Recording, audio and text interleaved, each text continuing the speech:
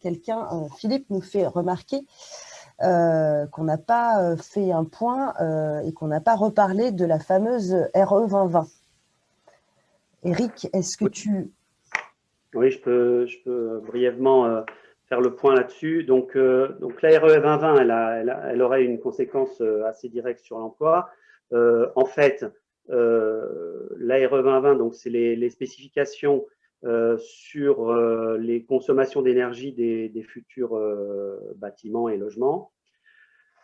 Les préconisations actuelles, enfin la version actuelle, conduirait en fait à bloquer dès 2021 l'installation de chauffage à gaz. Donc, il y aurait des conséquences directes. Alors, d'une part, évidemment, pour la filière professionnelle, qui n'aurait plus de... Donc, les plombiers chauffagistes, qui n'auraient plus de nouvelles installations gaz à installer. Évidemment aussi pour GRDF, puisque ça entraînerait assez rapidement l'arrêt de nouveaux branchements. Donc, emploi direct impacté. Le deuxième impact, c'est que en matière de gaz, il y a un gros effort qui est fait depuis quelques années et qui tend à augmenter de façon exponentielle maintenant de production de biogaz, ce qui permet en fait donc du gaz renouvelable.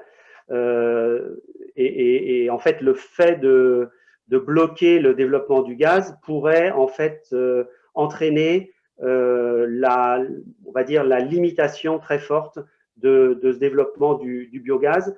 Là aussi, il y a des impacts d'emploi très importants puisque les études qui ont été faites montrent que dans le scénario bas, qui est grosso modo celui du gouvernement, on créerait un peu moins de 20 000 emplois autour de ce biogaz, alors que les scénarios optimistes prévoiraient plus de 50 000 emplois. Donc, il y a aussi un impact très important. Mais ce qu'il faut savoir, puisque là, moi aussi, je parle plutôt d'Engie, il pourrait y avoir malheureusement une conséquence stratégique directe sur le groupe Engie. Il faut savoir que, en particulier, un certain nombre de membres du conseil d'administration depuis plusieurs années se posent la question de savoir s'il est vraiment nécessaire de garder les infrastructures gazières et si ce n'est pas le meilleur moment pour les vendre, en anticipant précisément à la fois les baisses de marge et les baisses d'activité. Donc, la RE 2020 pourrait aussi conduire, contrairement à ce que j'ai dit tout à l'heure, quand je disais, bon, pour l'instant, sur les infrastructures, il n'y a pas de conséquences majeures, ça pourrait éventuellement même accélérer le démantèlement du groupe Engie en France. Alors, simplement un petit mot pour dire qu'il y a eu quand même une très grosse mobilisation contre cette version de la RE 2020. Alors, des professionnels, évidemment, du gaz, du bâtiment, parce qu'il y a plein de gens qui sont concernés, mais aussi syndicales. La CGT est intervenue très vite sur ce sujet. Le CSE de centrale de GRDF a commandé une étude aux experts d'IED, qui a été, une première étape a été rendue mi-janvier. Donc voilà, il y a eu beaucoup d'interventions qui ont été faites du point de vue syndical et de la CGT. Il y a eu même eu une journée d'action intersyndicale sur cette question-là mi-janvier. Pour l'instant, il semblerait qu'il y ait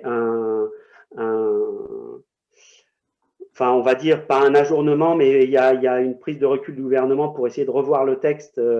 Et pour l'instant, en fait, notamment, il devait y avoir le texte du gouvernement devait être présenté au Conseil supérieur de l'énergie cette semaine, et ça a été reporté.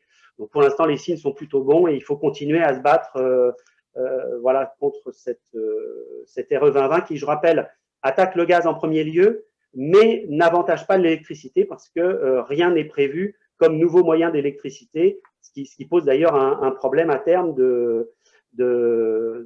d'équilibre de l'électricité.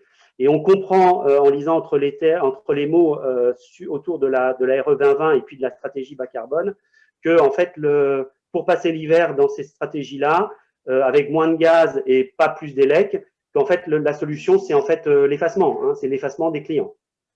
Pour passer les jours froids, il faudra effacer les clients. Donc, ce qui est évidemment pas du tout une solution qui convient ni en termes de réponse aux besoins, ni en termes de développement des énergies renouvelables.